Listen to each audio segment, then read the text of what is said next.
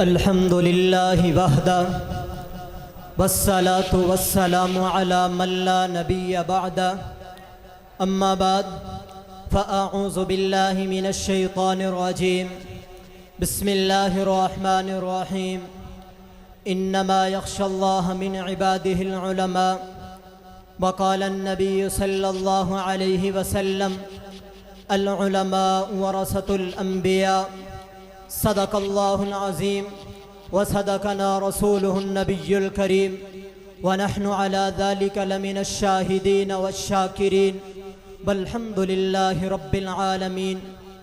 اے وطن تجھ سے نیا عہد وفا کرتے ہیں، اے وطن تجھ سے نیا عہد وفا کرتے ہیں، مال کیا چیز ہے ہم جان فدا کرتے ہیں، سرخ ہو جاتی ہے جب صحن چمن کی مٹی، اسی مقام پہ تب پھول کھلا کرتے ہیں، مقتل کی طرف اب جاتے ہیں، اے موت تیرے لب چوم کے ہم مقتل کی طرف اب جاتے ہیں، اے موت تیرے لب چوم کے ہم لے جام شہادت پیتے ہیں، ساقی کی اداؤں پہ جھوم کے ہم شمع یقین کے پروانے شعلوں سے محبت کرتے ہیں، ہم شمع یقین کے پروانے شعلوں سے محبت کرتے ہیں، اے عزیز ہماری راہوں سے ہٹ ہم موت کی عزت کرتے ہیں۔ میرے انتہائی واجب الاحترام میرے اساتذہ کرام، ہم مشن اور ہم مکتب ساتھیوں اور دور دراز سے تشریف لانے والے عزیز بھائیوں، بزرگوں، دوستوں، آج میں آپ حضرات کے سامنے تحریک پاکستان میں علماء کا کردار بیان کرنے چلا ہوں۔ دعا فرمائیں کہ خالق کائنات مجھ ناچیز کو حق سچ بیان کرنے کی، پھر اس پر ہم سب کو عمل پیرا ہونے کی توفیق عطا فرمائے۔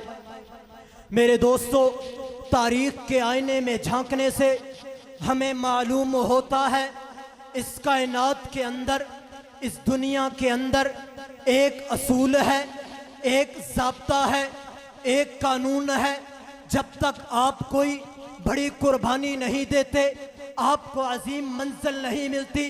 میرے دوستو، ہر دور کے اندر مختلف لوگوں نے اپنے عظیم مقصد کو حاصل کرنے کے لیے اپنی جان اور مال کی قربانی دی، تب جا کے ان کو یہ عظیم مقصد ملا، تب جا کے ان کو یہ عظیم منزل ملی۔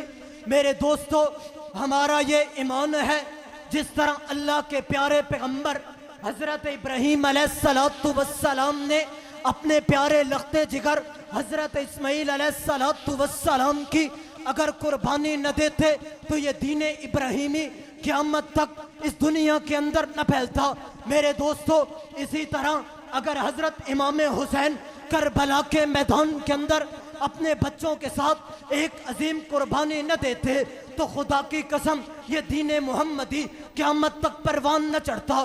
میرے دوستو، بالکل اسی طرح لاکھوں علماء کرام نے اپنی جان اور مال کی قربانی دے کے اس ملک کو حاصل کیا ہے۔ میرے دوستو، اگر یہ علماء کرام اپنی جانوں کا نذرانہ پیش نہ کرتے تو یہ مادر ملت کا وجود بھی بس ایک خواب بن کر رہ جاتا۔ میرے دوستو، 14 اگست 1947 کو اس نقشے پر نمودار ہونے والا اسلامی ملک جسے ہم پاکستان کے نام سے یاد کرتے ہیں، یہ ملک ہمیں کسی وراثت کے اندر نہیں ملا، یہ ملک ہمیں کسی زکوٰۃ کے اندر نہیں ملا، یہ ملک ہمیں کسی صدقے کے اندر نہیں ملا۔ میرے دوستو، اس کے پیچھے پاک و ہند کی 300 سالہ جد و جہد کی قربانیاں اپنی ماں اور بہنوں کو قربان کر کے اس ملک کو حاصل کیا ہے، اپنے علماء کرام کو قربان کر کے اس ملک کو حاصل کیا ہے، اپنے مشائخ کو قربان کر کے اس ملک کو حاصل کیا ہے، اپنے مسلمانوں کو قربان کر کے اس ملک کو حاصل کیا ہے۔ میرے دوستو،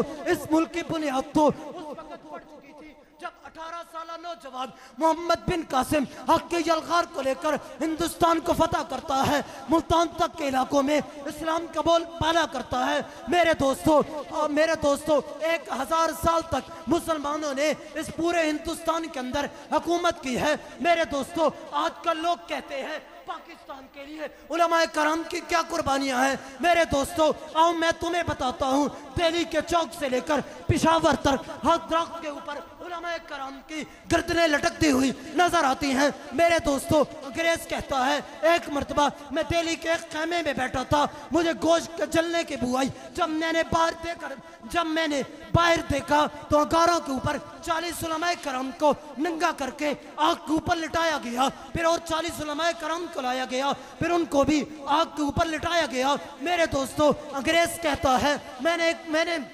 علماء کرام کو کہا اگر تم 1857 میں انقلاب شرکت سے انکار کر دو ہم تمہیں چھوڑ دیں گے. انگریز کہتا ہے خدا کی قسم علماء کرام جل کر راکھ تو ہو گئے مگر انگریز کے سامنے اپنا سر نہیں جھکایا میرے دوستو. یہ تاریخ پاکستان کا قافلہ رواں دواں تھا. جب اس نے اپنے منزل مقصود کو حاصل کر لیا, علماء سے بغض رکھنے والے کچھ لوگ کھڑے ہوتے ہیں اور کہتے ہیں پاکستان کے لیے قربانیاں تو ہم نے دی ہیں, پاکستان کے لیے سیاست تو ہم نے کی ہے, پاکستان کے لیے گردنیں تو ہم نے کٹوائی ہیں, اور کہتے ہیں پاکستان کے لیے علماء کرام نے کیا کیا ہے میرے دوستو. آؤ میں تمہیں بتاتا ہوں. 15 اگست 1947 کے اندر جب قائد اعظم محمد علی جناح نے پرچم کشائی کے موقع پر اعلان کیا تھا آج پرچم وہ لہرائے گا جس نے گردنیں زیادہ کٹوائی ہیں, جس نے اپنی جان کی پرواہ کیے بغیر اپنی مال کی قربانی دی ہے, اپنی جان کی قربانی دی ہے, اپنے بچوں کو یتیم کروایا ہے, بیویوں کو بیوہ کروایا ہے میرے دوستو. اس وقت وہ پرچم لہرانے والے بھی علماء کرام تھے. وقت کے دامن میں گنجائش نہیں ہے. آخر میں اتنا ہی کہنا چاہتا ہوں, جب گلستان کو خون کی ضرورت پڑی تو سب سے پہلے گردن ہماری کٹی. اب کہتے ہیں ہم سے یہ اہل چمن, یہ چمن ہمارا ہے تمہارا نہیں.